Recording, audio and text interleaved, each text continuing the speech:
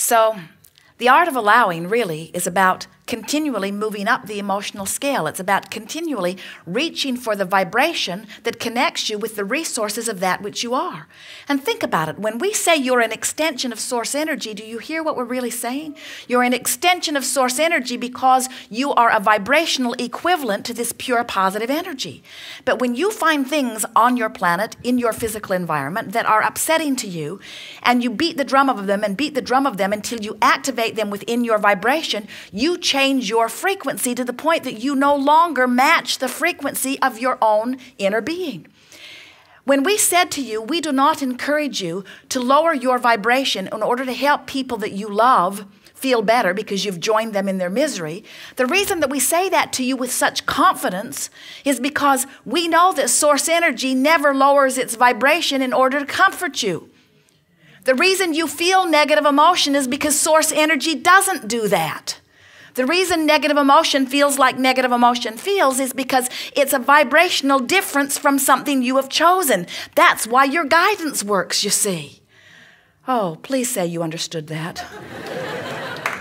That is such an important thing to understand. In other words, when you get it, that negative emotion means you've adjusted yourself out of the range and your inner being, your God force, didn't adjust itself down there with you. It stayed consistent with the well-being that it is, knowing that if it stays there, that you will eventually rejoin it again. You may have to die to do it, but you will eventually rejoin it again. So this gathering is about rejoining it now, rejoining it on purpose, rejoining it thought by thought, by doing your best to get there. Joseph Campbell said, follow your bliss, and his words were perfect. That is what we are wanting you to do too. Rejoin your bliss, follow your bliss. We even like his words, follow your bliss, because he didn't say find your bliss, wrestle your bliss to the ground. He didn't say insist on your bliss. He said follow your bliss. He meant get pointed in the direction of it and do your best to move in the direction of it. But we notice that sometimes, even though you'd like to find bliss, when you're in despair, you can't even get a whiff of bliss. And when someone hammers at you, you know you're the creator of your own reality. You should be doing a better job. That doesn't help you feel more bliss. That just makes you reinforce your awareness that you're not where you want to be. We're wanting you to realize that the path to bliss really is so simple. The path to bliss is finding the best feeling thought that I can find right now. It is doing the best that I can do now. And so if you are understanding that there is allowing on one end and resisting on another, that there is bliss on one end and despair on the other, that there is feeling of empowerment on one end and disempowerment on the other, can't you also acknowledge that as you are reaching for allowance, that the feeling of leaving resistance behind would feel like relief? And that's the key that will help you to follow your bliss. You're reaching for the relief of leaving resistance behind. When you quench your thirst, there's a relief, isn't there? When you satisfy your hunger, there's a relief. When you answer a question, there's a relief. When you feel better, there's a relief. So we want you to leave here today announcing quietly to the world that you have decided to be the selfish bugger that you were born to be. And that nothing is more important than that you feel good, because in reaching for what feels better, you are leaving the resistance behind. And the feeling better is the relief factor. It's the key to understanding the emotional journey. So we see someone in despair, true despair. They feel utterly disempowered. Things are not going well at all for them. They are desperate in their feeling of despair. And someone says, follow your bliss, and while it sounds good, there's no connection to them in that. They are miles away from anything that would feel like bliss. But they innately, with their inner being's guidance, do have access to thoughts of revenge or rage. They have access to those thoughts because those thoughts are further up the emotional scale, and there is a relief factor in the feeling of revenge or rage over the feeling of despair. Isn't there?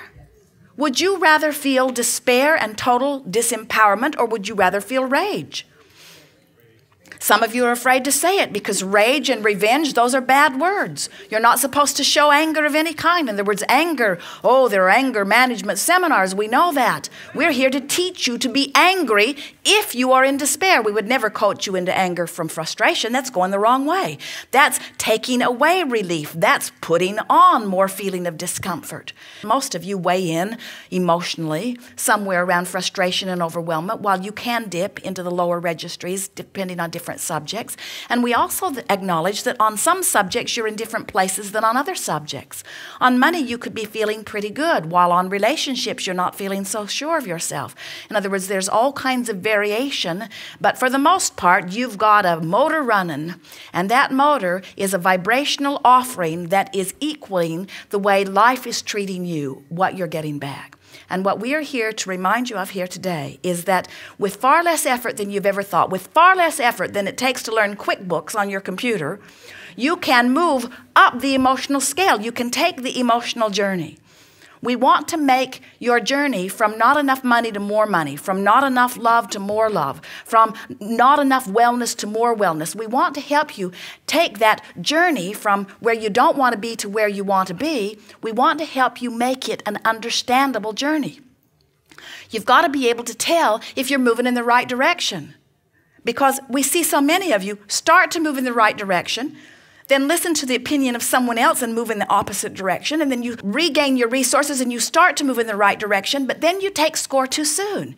You say, I can't tell if I'm moving in the right direction because my body isn't healed yet, or because the money hasn't landed in my bank account, or because my lover isn't in my bed yet. And we say, friends, you got to stop taking score and start feeling the vibrational countenance. And when you consistently feel better, everything begins working for you. And those who are watching you think you are magic.